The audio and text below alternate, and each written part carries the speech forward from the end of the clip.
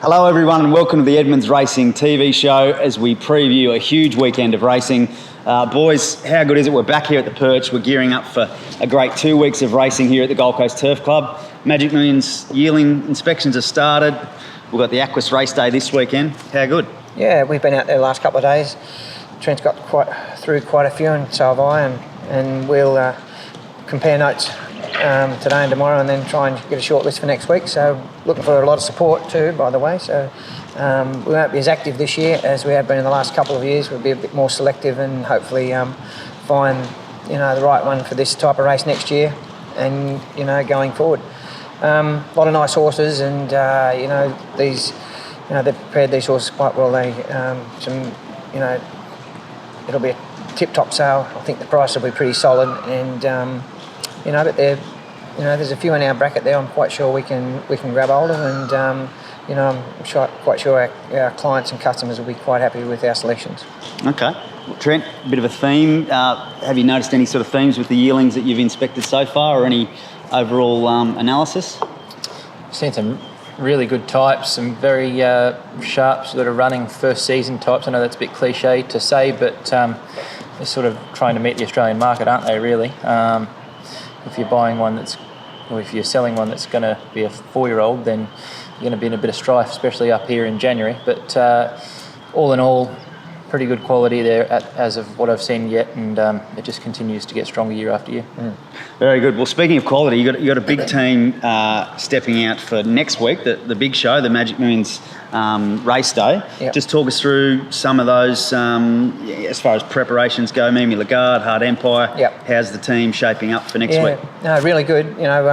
Mimi will go into the race without another run, obviously, from a last start win. We were going to trial her, but we decided against it. It was sort of, I think she's quite fit, and I think less is more with her. She's good fresh filly, and you've seen her explosive turn of foot at Eagle Farm the other day. So she's on track. She has a nice gallop on the course proper in the morning.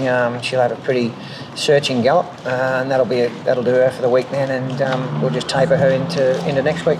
So she's fine. Hard Empire's also in good order. He spent a week at the farm after his run at Doomben, where he ran well, but just never got into the race. It was quite difficult to make up ground as he did first up. But anyway, he's on track as well. He goes to the Magic Millions Cup, not the sprint. So 1400 looks the ideal distance for him at this stage. 8-year-old, his second up run was a little flat compared to his first up run, and step out to the 1400 third up. So we're quite confident he can run well in that race. Very good. So it sounds like a bit of a team assembling for next week. Yep, that's right. And even the support acts, I think we'll have hopefully Prince Amongst Men in the Maiden, Beach Break in the fillies and mares. One that I was really impressed with, who we've just had a couple of niggles with, but they seem to have subsided now, was Green Jacket at the trials the other day. Trial good. Not commonplace for us to not put some headgear on a horse for nearly 2 years. He's probably, will finally wear a set of blinkers next Saturday in the Open 1800, and off the back of his trial, he went. He's going pretty good. Showed a good turn of foot, didn't he? Yeah. Okay. Well, lots to be excited about. Trial? Have you got that trial? Yeah, I've got that trial. Yeah, no, I can show that. We'll play that. Yeah. Play that one. Keep an eye on that. Don't worry about the price. Don't worry about the price there. No, Zach Lloyd at his best. You see him? Anyway. And the Harrovian, talk us through plans for him. He's obviously got the All-Star Mile in the background there. He has, yeah. So we decided after his run the other day at Doomben, where he ran well, didn't win obviously, but he only had 2 runs back in, and 8-year-old gelding, so there's not much point in putting him away. So that race at Sunny Coast sort of fitted in. So we sent him to the farm for a week. He's had a week out there, and he'll just run in that the last weekend of January. So it's a nice race for him, and then hopefully he can win and get a bit of a platform into the All-Star Mile. Now nominations are closed now, so hopefully he gets enough support to get a run. And if everyone's happy to go, we'll have another crack at it. And great experience last time with you? Yeah, it's good. Rained on the day, unfortunately, but it was good. They do things terrific in Melbourne. They're very formal and inviting. It was so good. So looking forward to it again this year, if we can get there. Very good. Well, fingers crossed for Harold and the All-Star Mile. Let's get into this weekend's racing action. We kick off tonight at the Sunshine Coast, which is on a heavy 8. the Lioness, gets us underway, Trent. Got a good record and was close up 4th at Ipswich last start. Yeah, sort of race probably just didn't pan out for her the other day. Had a wide run, sort of going to go forward and then back and hit the line really well, I thought. It was a very good effort. Very consistent mare. We're worried about the heavy track, unsure. She's got through soft. Well, her record's last start when she ran 4th. I think that was the worst placing she's ever run in her career. So good record. Only real concern is the heavy track. We're unsure, as probably a couple of other people are, and there's a bit more rain on the way. So it's a $50,000 race, nearly 30 grand to the winner. What a time to find out. Good prize money race, yeah. Yeah, it's a great prize money race, and we're rolling the dice purely for that fact that it's great prize money, the right grade for her, and claiming a couple of kilos in good form. Okay, well, good luck to everyone involved there. Obviously, she had a good win 2 starts back, didn't she? Yeah, she ran well first up. Her run was good the other day. All right, well, let's head over to here, the home track, Saturday. Obviously, there's been a bit of funny weather about, bit of wind, rain, sun, all in the space of 5 or 10 minutes. And I believe it's currently rated a soft 7. How are we thinking it'll play heading into tomorrow? Well, it just depends on what happens here today and overnight. You know, be able to see the weather pattern behind us now. It's quite gloomy but there's plenty of wind, so with that combination, even if we get a shower today and the wind stays up, it won't be too bad. It might be race a tad soft, but I think soft track for most of them is going to be okay. Hopeful, we're guided by the weather gods obviously, and we'll just have to wait and see now. Okay, fair enough. But we're putting a couple of horses over the track in the morning, so Mimi's galloping out there along with Prince Amongst Men, I think, so we'll get a good guide on that tomorrow morning. Very good. All right, well, let's get into the runners. Fall on a Star, Trent. The first runner here, it was the last start 1,200 metre winner and steps up to the 1,300 in a Class 4 plate. Yep, on the shortish backup for Gilgai Farm. She was great, won with very good authority last Wednesday at Ipswich. Ryan was quite keen to stick with her, Ryan Maloney that is, so that's a good pointer. And big prize money race restricted to 3 and 4 year olds.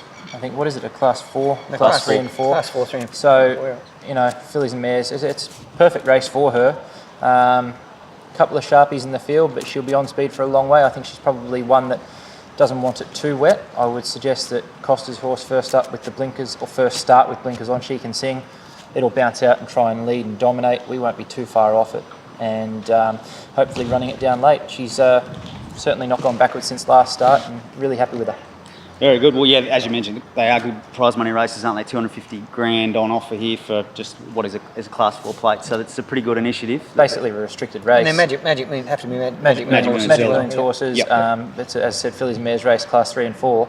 So you don't get to a bite at that cherry very often. I suppose it's just a credit to the club how they've gone about sort of building their profile of all of their big race days, not only these 2 weeks, but the pink ribbon, and I've said it a stack of times, all of those Hollandales. The guys here should, deserve a big pat on the back for what they're doing and just lifting the quality of race days here. It's been fantastic for the last couple of years, and I think this day tomorrow will only just continue to get better and better once there's a little bit more exposure. Yeah, very good. Well, good luck to Connections there with Fall on a Star. Tobe, some big guns stepping out in the quality, the 900 metre sprint, the flyers here.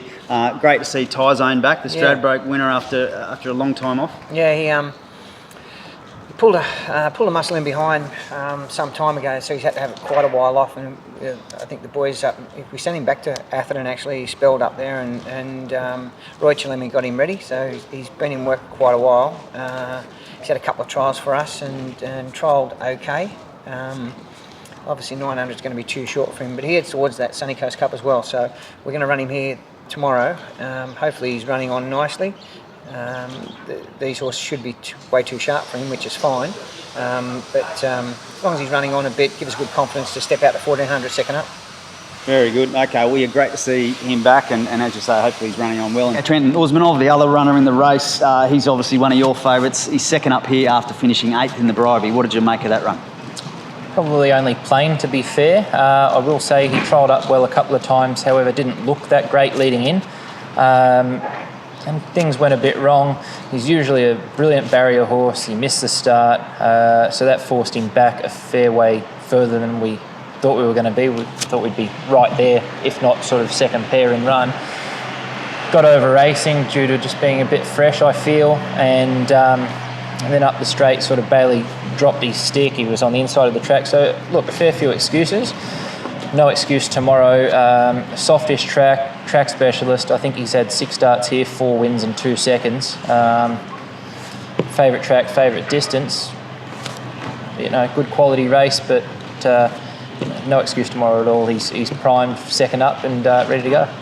Very good. Well, good luck to connections of both horses there. Hopefully they run well. That's the Gold Coast program. Let's move over to Ipswich Provincial Saturday. Midnight Boom. She gets things underway here in a cutest 3-year-old maiden handicap over the 1680.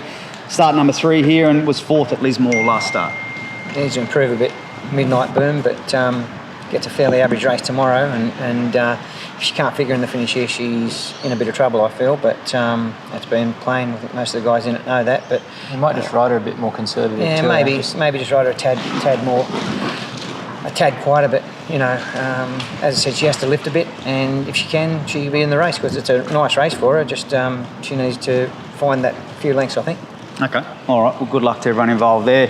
Pa Renee, Trent, for the Strong Bloodstock team, resumes here and trialled nicely here at the Gold Coast. And headgear on for the first time as well.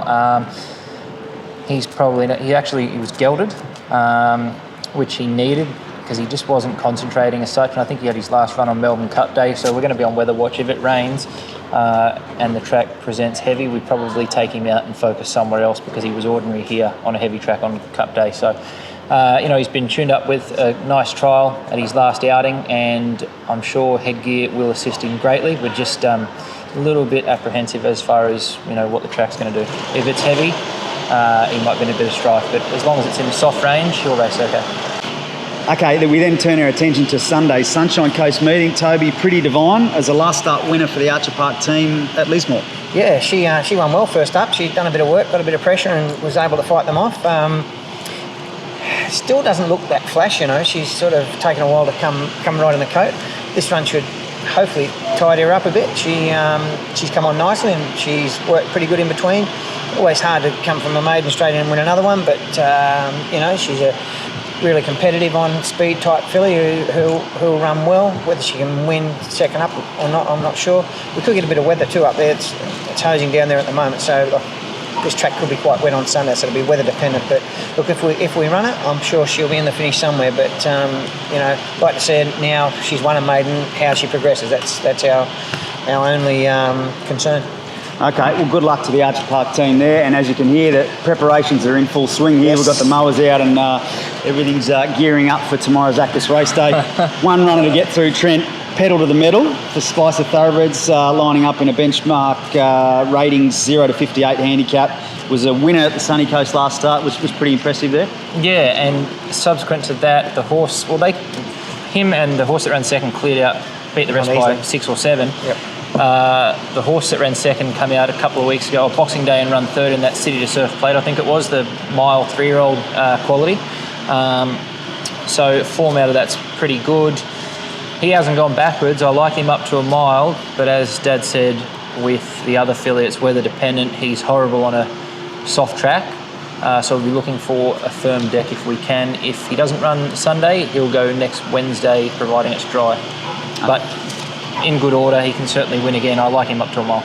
Yeah, we ran Brad Spicer's horse last Saturday not against instruction, but by Damage we thought he'd handle the track and he didn't. So sorry, Bradley, but we got that one wrong. But anyhow, we won't run him on another wet track, that's for sure. Fair enough. So we won't be running this guy on a wet track either. Hopefully the couple of wins before that might have... soften the blow.